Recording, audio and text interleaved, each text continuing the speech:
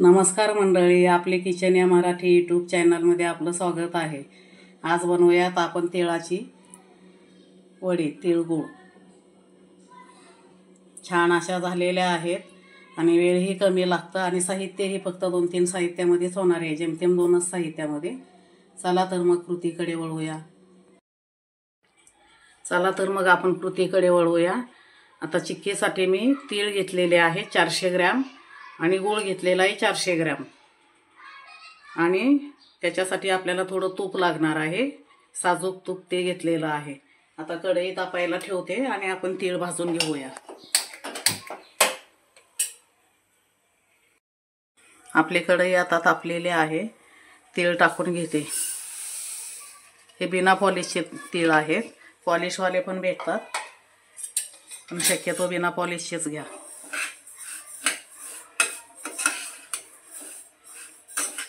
त्याला आपण चांगले भाजून घेणार आहोत।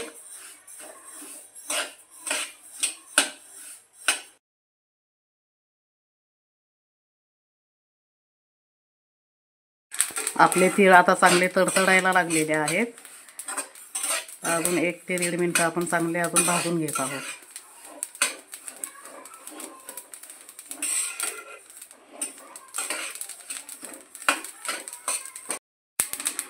तीळ आपले छान भाजून झालेले आहेत, आता मी काढून घेत आहे।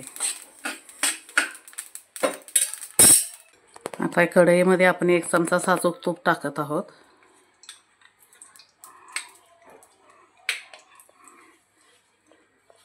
आणि गूळ।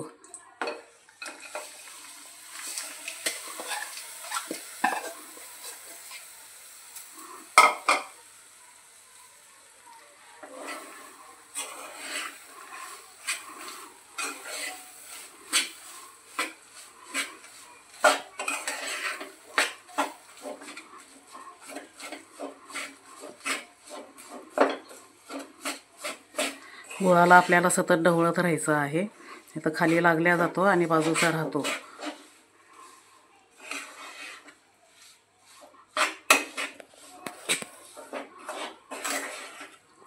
आपला गुळ आता चांगला मेल्ट झालेला आहे, पण चिक्कीसाठी अजून तयार झालेला नाही, म्हणून अजून आपल्याला चांगला शिजवून घ्यायचा आहे त्याला।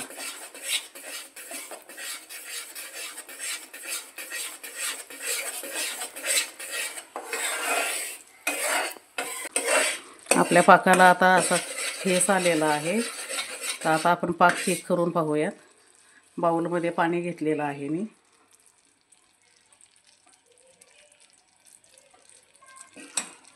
चेक करून पाहूया।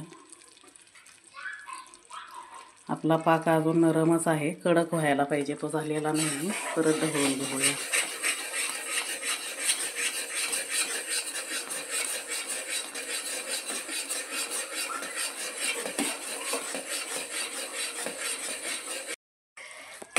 आता परत एकदा आपण पाक चेक करून पाहत आहोत।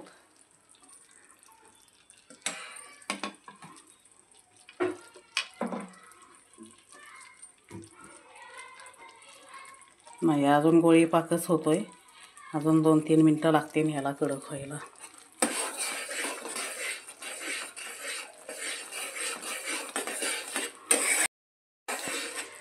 आता आपण परत पाक चेक करत आहोत।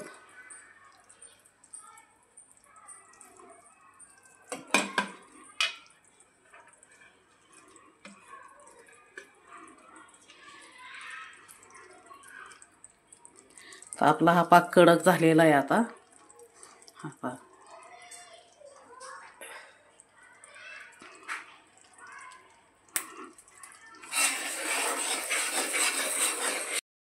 आता आपण तीळ टाकत आहोत याच्यामध्ये।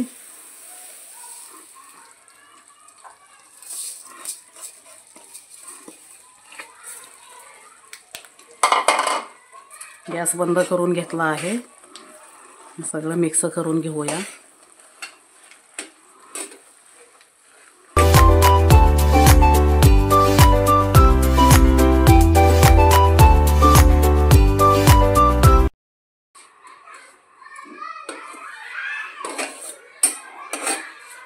आपण आता पोळीपाटाला तेल लावून घेतलेलं आहे, तर आता हे मिश्रण त्याच्यावर ओतून घेऊया।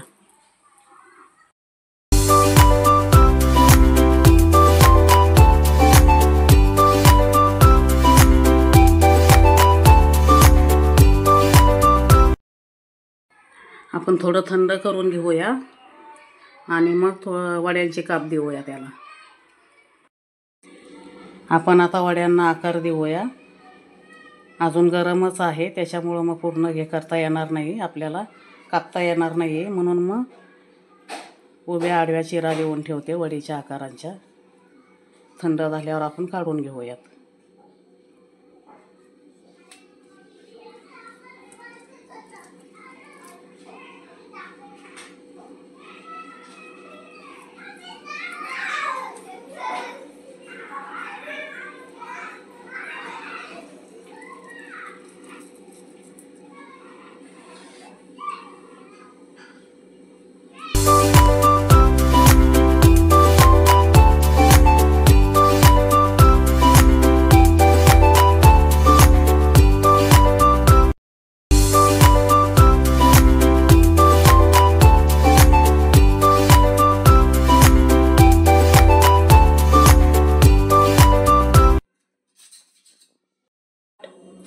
छान असे गोड गोड आपली तिळाची चिक्की तयार झालेली आहे आणि खूप छान झालेले आहेत, पाहू शकताय.